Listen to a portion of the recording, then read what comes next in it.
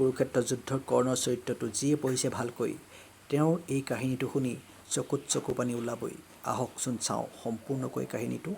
দুৰ্ভগীয়া সেইজন যিয়ে সন্মুখত আপোনজন থকাৰ পাছতো কাষলৈ গৈ একেলগে থাকিব নোৱাৰে, হাঁহি ধেমালিৰ এমুঠি খাবলৈ নোৱাৰে, মৰমেৰে আঁকোৱালি ল'ব নোৱাৰে, সেইজন সঁচাকৈ বৰ দুৰ্ভগীয়া। কুৰুক্ষেত্ৰ যুদ্ধত তেনে এজন বীৰ যোদ্ধা আছিল মহাৰথী কৰ্ণ। জন্মদাত্ৰী মাতৃৰ খন্তেকীয়া সুখৰ পৰিণতি আৰু কিছু ভুলৰ কাৰণে এটি দেৱশিশুৱে জন্ম হৈয়ে সকলো হেৰুৱাই পেলাইছিল। সেই মমতাময়ী মাতৃয়ে নিজৰ পুত্ৰক নদীত উটুৱাই কলংকৰ পৰা চৰিত্ৰ বচাইছিল। যাৰ কাষত কোনো নাই তেওঁক ঈশ্বৰে সহায় নিশ্চয় কৰে।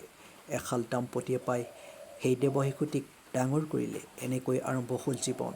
লাহে লাহে শিশুটি ডাঙৰ হ'ল, মনত জাগ্ৰত হ'ল অস্ত্ৰ শিক্ষা লোৱাৰ প্ৰবল ভাৱ। এনেকৈ এদিন বনৰ মাজত লগ পালে এজন গুৰু, যিয়ে অস্ত্ৰ শিক্ষা প্ৰদান কৰে। কিন্তু তাতেই লাগিল লেঠা। নিজৰ পৰিচয় নিদি গুৰুৰ ওচৰত ল'লে শৰণ, ল'লে অস্ত্ৰ শিক্ষা। কিন্তু বিধিৰ বিধান জানো কোনোবাই নাইকিয়া কৰিব পাৰে? যাৰ যি হ'বলৈ আছে সেয়ে এদিন নহয় এদিন হ'বই। গুৰুৰ ওচৰত ধৰা পৰিল আৰু গুৰুৱে দিলে অভিশাপ।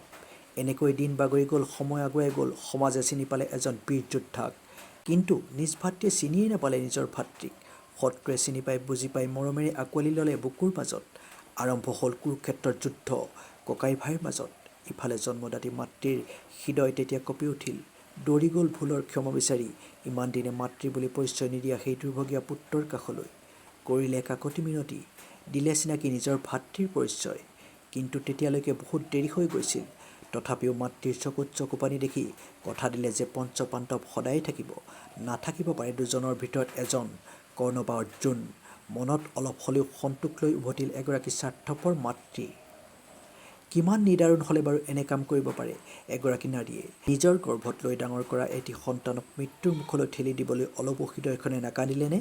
নকঁপিলনে দুহাত তেওঁৰ? নাৰীৰ হৃদয় বোলে গভীৰ সাগৰৰ সমান গভীৰতা আছে। প্ৰেমৰ সৰু সৰু হাজাৰ জান-জুৰি নদী আছে। তেনে এগৰাকী নাৰীয়ে কেনেকৈ নিজৰ পুত্ৰক বলিদান দিব পাৰে ভাবিলে সঁচাকৈয়ে আচৰিত লাগে। বন্ধুসকল, কাহিনীটো চাই কেনেকুৱা পালে কমেণ্ট কৰি নিশ্চয় জনাব।